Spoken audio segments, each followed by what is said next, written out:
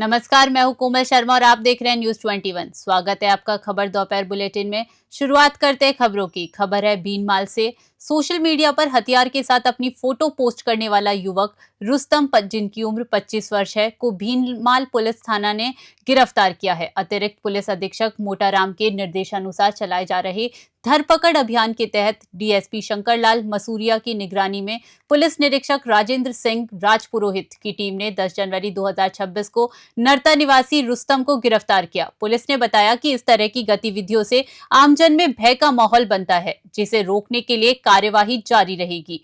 Police team में ASI Narendra, constable Bhagirath Ram और constable Suresh Kumar शामिल थे। भीनमाल से भरत सोनी की रिपोर्ट।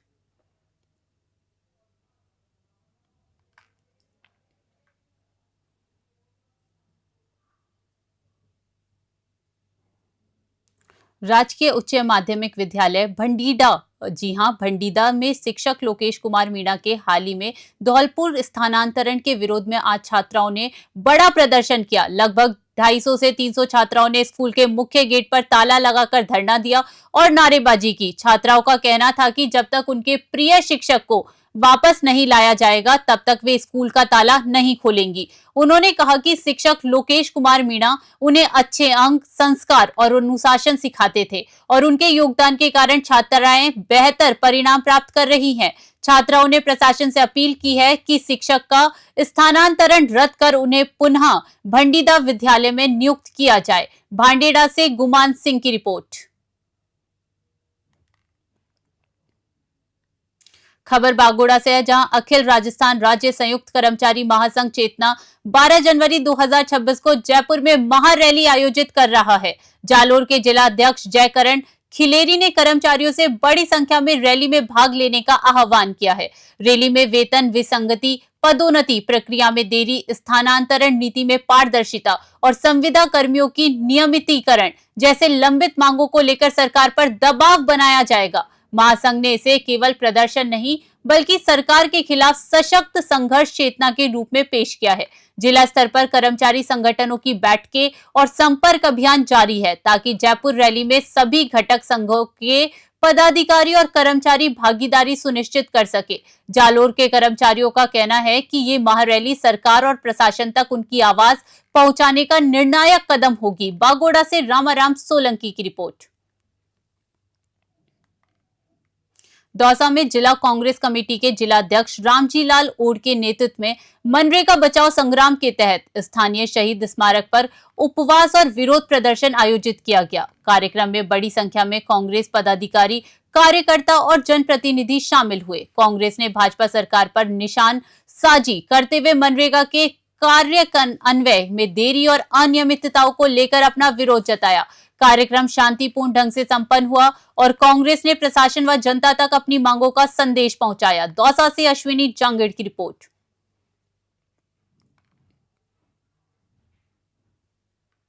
राष्ट्रीय युवा दिवस के अवसर पर शीतलहर को देखते हुए भामाशाह मांगीलाल काकड़ द्वारा राजकीय उच्च माध्यमिक विद्यालय खारा में कक्षा 1 से 8वीं तक के विद्यार्थियों को स्वेटर वितरित किए गए। कुल 355 स्वेटर, जिनकी लागत लगभग 1,01,000 रुपए बताई गई, विद्यार्थियों को दिए गए। स्वेटर पाकर बच्चों के चेहरे खुशी से खिल उठे।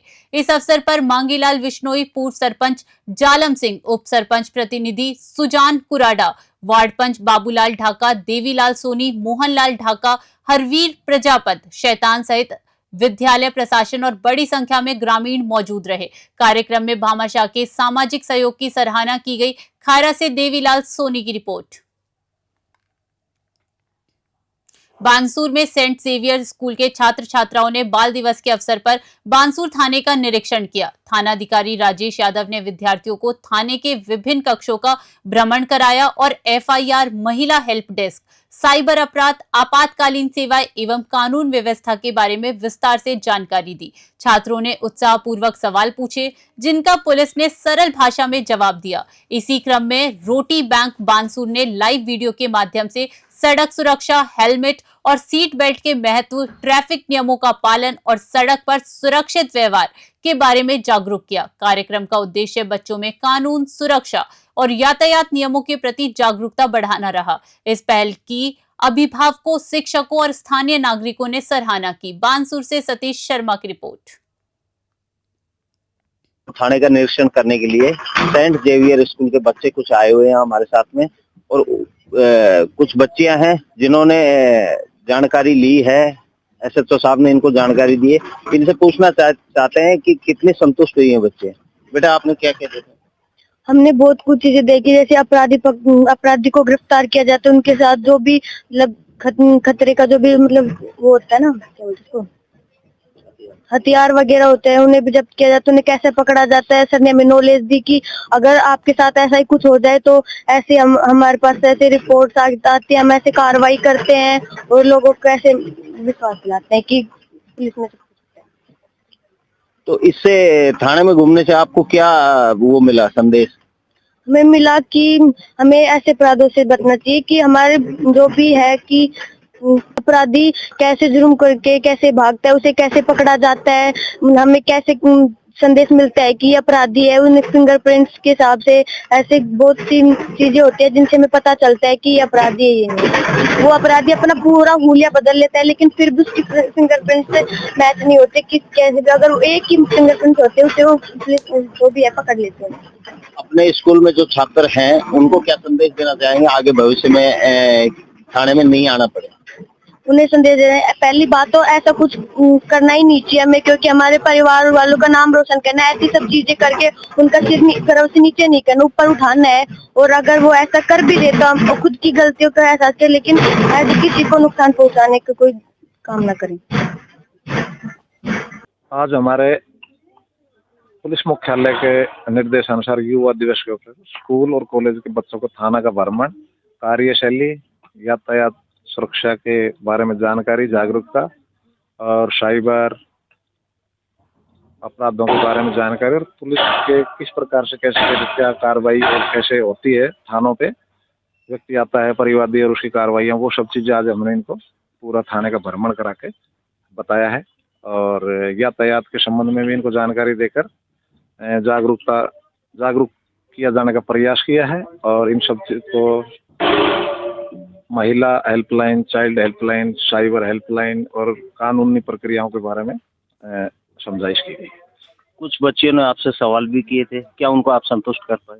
बिल्कुल, कई बच्चों ने डिपार्टमेंट में नौकरी पाने अचीव करने के लिए भी कई क्वेश्चन किए, कई पुलिस की कार्यशैली के बारे में इन्होंने पूछा, वो सब चीज इनको डिटेल थाने।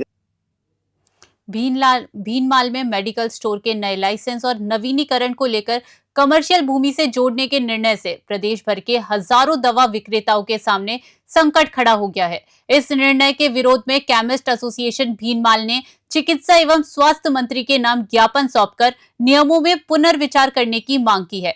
एसोसिएशन ने कहा कि अधिकांश मेडिकल स्टोर वर्तमान में आवासीय या मिश्रित क्षेत्रों में संचालित हैं और ग्रामीण क्षेत्रों में कमर्शियल भूमि की कमी के कारण दवाइयों की उपलब्धता प्रभावित हो सकती है। संगठन ने मेडिकल स्टोर्स को आवश्यक सेवा बताते हुए नियमों में शिथिलता देने और जनहित को ध्यान में रखते हुए निर्णय में संशोधन करने का आग्रह किया है। भीनमाल से भरत सोनी की रिपोर्ट।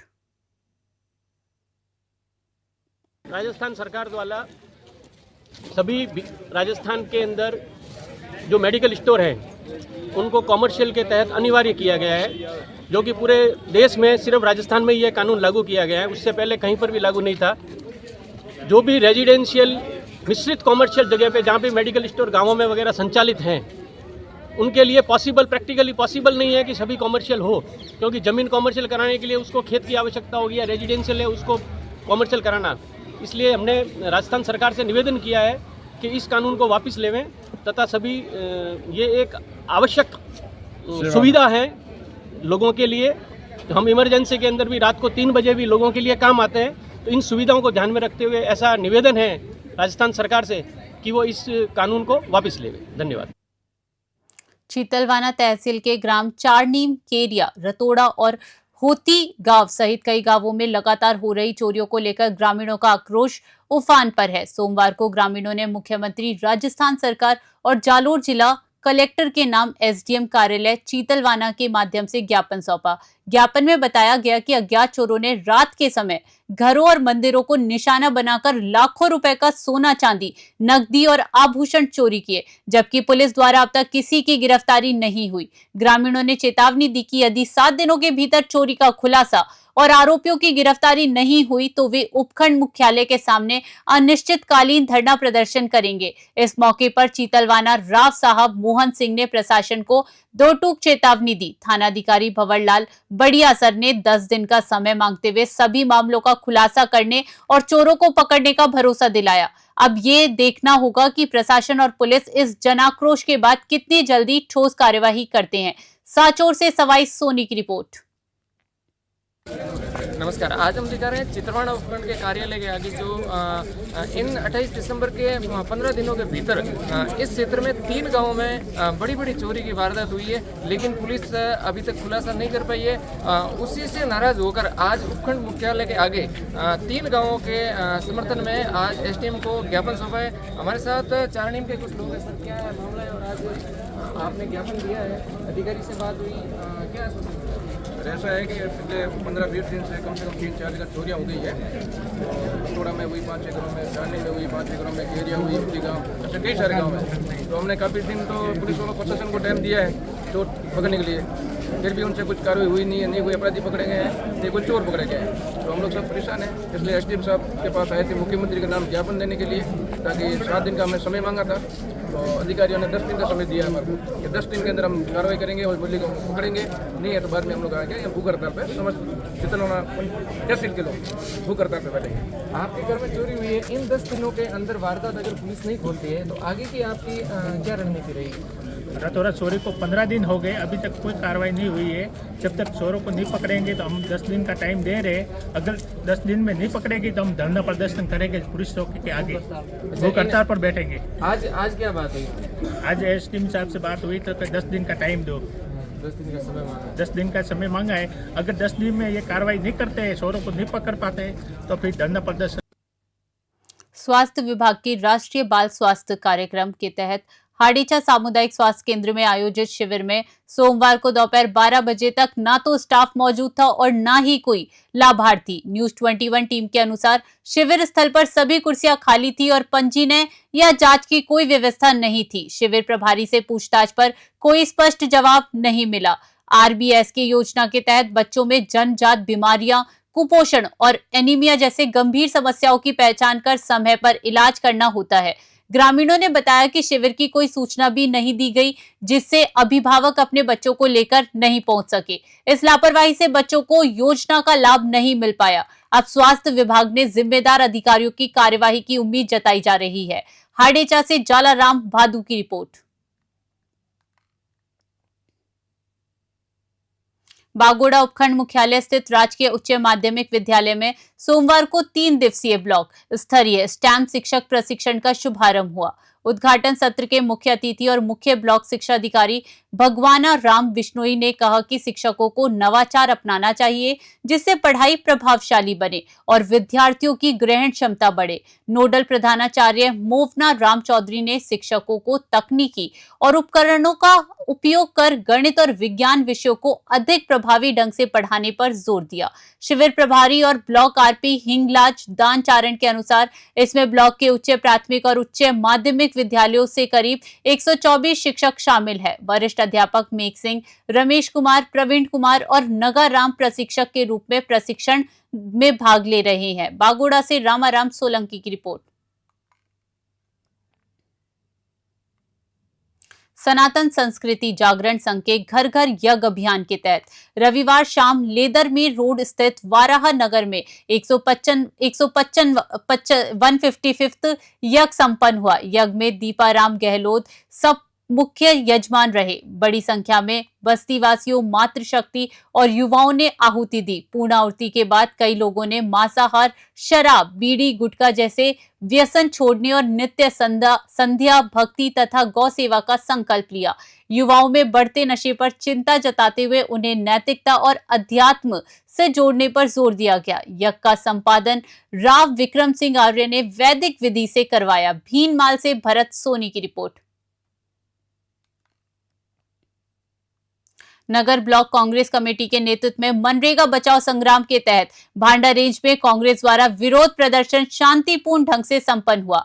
कार्यक्रम की शुरुआत पूर्व प्रधानमंत्री भारत रत्न लाल बहादुर शास्त्री की पुण्यतिथि पर उन्हें श्रद्धांजलि अर्पित करते हुए की गई। उपस्थित कांग्रेस जनों ने 2 मिनट का मौन रखकर शास्त्री जी को नमन किया और उनके चित्र पर पुष्पांजलि अर्पित की। पूर्व कैबिनेट मंत्री ममता भूपेश ने कहा कि भाजपा सरकार की नीतियों ने ग्रामीण भारत की कमर तोड़ दी है और मनरेगा जैसी योजनाओं को कमजोर करना गरीब, मजदूर और महिलाओं के अधिकारों पर हमला है। कांग्रेस ने सत्ता में रहते हुए मनरेगा को सशक्त बनाया और इसके संरक्षण एवं विस्तार के लिए संघर्ष करती रहेगी। कार्यक्रम में जिला प्रमुख हीरालाल सैनी, ब्लॉक अध्यक्ष गिरिराज सैनी, नगर अध्यक्ष राजेंद्र सैनी, चेयरमैन राम प्रसाद बैरवा, प्रकाश सैनी सहित बड़ी संख्या में पदाधिकारी, कार्यकर्ता और जनप्रतिनिधि मौजूद रहे। भांडा रेत से अश्विनी जंगीड़ की रिपोर्ट।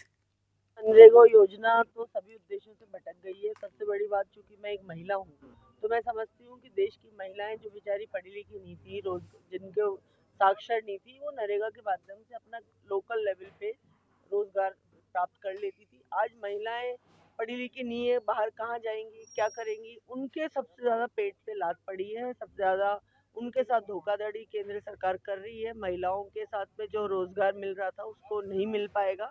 तो हम लोग सब लोग मिलके, यही हमारे नेता सोनिया गांधी जी ने सबसे पहले ये मांग रखी, क्योंकि वो भी एक महिला थी, कि इसको वापस पुनः स्थापित किया जाए, पुराने रूप स्वरूप में लाया जाए और इसको एक एक्ट बनाया जाए। मनरेगा का जो कानून केंद्र सरकार ने बदला है, उसको एक योजना बनाया है। अधिकार जो गारंटी के अधिकार तो खत्म किया है और राज्य सरकारों पर भार डाला है।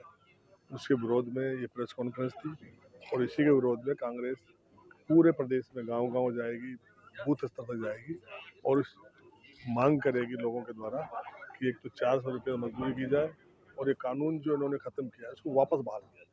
कब से शुरू हो रहा है आंदोलन, कितने दिन तक? आज से शुरू प्रेस कॉन्फ्रेंस से, कल हमारा उपवास है, शहीद स्मारक पर कल उपवास होगा।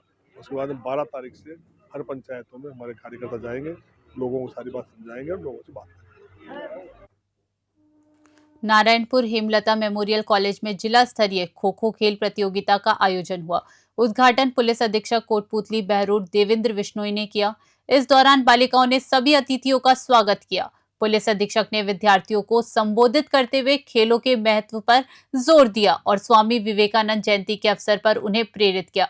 उन्होंने कहा कि खेल और शिक्षा हमारे सर्वांगीण विकास के लिए आवश्यक है और उत्कृष्ट प्रदर्शन कर छात्र छात्राएं राज्य, राष्ट्रीय और अंतर्राष्ट्रीय स्तर पर देश का प्रतिनिधित्व कर सकती है। उपखंड अधिकारी दिनेश कुमार शर्मा, नारायणपुर थाना प्रभारी और समस्त स्टाफ भी मौजूद रहे। कॉलेज डायरेक्टर शिशुपाल यादव ने अतिथियों का माला और साफा पहनाकर स्वागत किया। हेमलता मेमोरियल कॉलेज समय समय पर जिला, राज्य और राष्ट्रीय स्तर की प्रतियोगिताओं के माध्यम से बेटियों को आगे बढ़ाने में सक्रिय है। नारायणपुर से भरत कुमार शर्मा की रिपोर्ट। आज विवेकानंद जयंती है और विवेकानंद जी ने जो अलग जगाई थी युवाओं को चेतना की, और चेतना को जब हम देखते हैं तो हमारी जब बच्चियां और आगे बढ़ती हैं तो बड़ी खुशी होती है, क्योंकि वही बात है, बेटी पढ़ाओ बेटी बचाओ, और बेटियां जब आगे बढ़ेंगी तो परिवार आगे बढ़ेगा। और महिला सशक्तिकरण में सबसे बड़ी बात है कि महिलाओं का पढ़ना और आत्मनिर्भर होना, और खेल एक ऐसी विधा है जो उनको फिजिकली मजबूत भी करता है, मेंटली मजबूत भी करता है, और एक टीम स्पिरिट की भावना से। और जो SHM कॉलेज ने जो ये अंतर विद्यालय जो महाविद्यालय जो टूर्नामेंट करवाए हैं, तो ये भी बहुत बधाई के पात्र हैं कि एक बच्चियों को एक प्लेटफॉर्म मिला है जहां पर वो अपनी प्रतिभा का प्रदर्शन कर सकती हैं। और विभिन्न कॉलेजेस की टीम आई हैं, महाविद्यालयों की टीम आई हैं, तो मैं उन सबको जो है मेरी तरफ से शुभकामनाएं देता हूं, और खेल को खेल की भावना से खेलते हुए जो भी टीम विजेता होगी या जो विजेता रहेगी उन सबको मेरी तरफ से पूर्व में बधाई। अपने आंचलिक खेल हॉकी, कबड्डी और खो खो आंचलिक खेल हुआ करते थे। क्रिकेट की तरफ रुझान ज़्यादा है और बेटियों ने अच्छा नाम कमाया, PT ऊषा का इनाम ले लें, तो इन बेटियों का आप क्या संदेश देना चाहेंगे? वो रोल मॉडल हैं बेटियों के लिए, तो मैं तो यही कहूँगा कि एक तपस्या है, खेल एक साधना है और इसमें मेहनत करनी पड़ेगी और काफ़ी एफर्ट्स डालने पड़ेंगे। आज प्लेटफॉर्म मिल रहे हैं हमारे को, उस प्लेटफॉर्म का प्रॉपर सदुपयोग करें और अपने परिवार का, अपने समाज का, अपने कॉलेज का नाम रोशन करें और खुद सक्षम होंगी, नेशनल लेवल में गोल्ड मेडल जीतेंगी, इंटरनेशनल में जीतेंगी, तो उनको उसके मुताबिक पुलिस भी नौकरी देती है। सब इंस्पेक्टर की नौकरी है, डिप्टी एसपी तक की नौकरी है। तो हम चाहते हैं कि ज़्यादा से ज़्यादा बच्चियाँ जो हैं नेशनल और इंटरनेशनल लेवल के मेडल जीतें और इस सुविधा का फ़ायदा उठाएं। सर, ये देखने में आया कि पुलिस विभाग से जो आत्मरक्षा ट्रेनिंग दी जाती है महिलाओं के द्वारा, उनसे भी मोटिवेट होती हैं बच्चियाँ। नहीं, बहुत बड़ी बात है। आत्मरक्षा एक बहुत बड़ा जो है एक कॉन्सेप्ट है। ये मैंने तो उसको सन 2001 में ही बीकानेर में लागू किया था, महिला सुरक्षा चक्र के नाम से, क्योंकि आज के इस एकांकी युग में परिवार जॉइंट फैमिली नहीं रही, बच्चियों को अकेले को पढ़ने के लिए जाना पड़ता है, कोचिंग के लिए जाना पड़ता है, तो उसका आत्मनिर्भर होना, कॉन्फिडेंट होना बहुत ज़रूरी है। यदि वो आत्मरक्षा के गुर जानती है तो उसमें एक कॉन्फिडेंस डेवलप होता है और वो बिना किसी डर के, बिना किसी बाधा के अपना काम नियमित रूप से, अपना कॉलेज का है, बाज़ार का है, कोई और काम भी है, तो वो बेधड़क बेडर के जा सकती है। खेलेंगी बेटियाँ, बढ़ेगा इंडिया। Thank you. फिलहाल के लिए खबर दोपहर बुलेटिन में इतना ही। बने रहिए न्यूज़ 21 पे। नमस्कार।